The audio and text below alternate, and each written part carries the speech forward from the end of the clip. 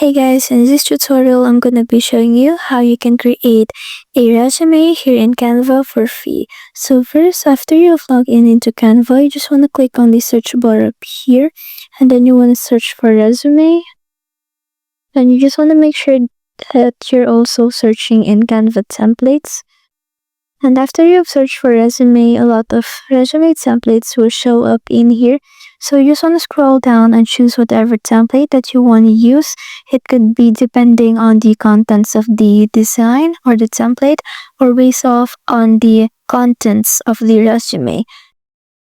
So after you've chosen your resume template, you just want to go ahead and click on customize this template. And then you can already go ahead and customize the template. You want to edit the text and change it into your own information and data. And you want to also change the photo up here. So let's just click on the photo and click on the delete button. Click on delete image. And then on the left side bar, you want to click on uploads. Click on upload files. And then you want to upload your formal picture that you can use for your resume. And after it's done loading, just click on it and it will appear here in your template. And then you just want to drag it here at the frame and it will automatically be inserted inside the frame.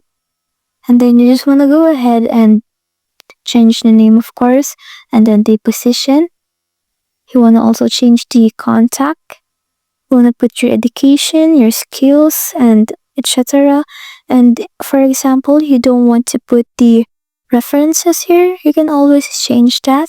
For example, let's put volunteer work instead of references. And then of course you can just go ahead and put the information down there.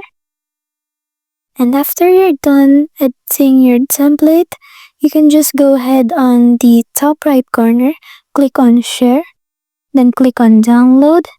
Then at the file type, you can choose how you want to download your template. It could be an image or in PDF form. So let's just click on PDF print.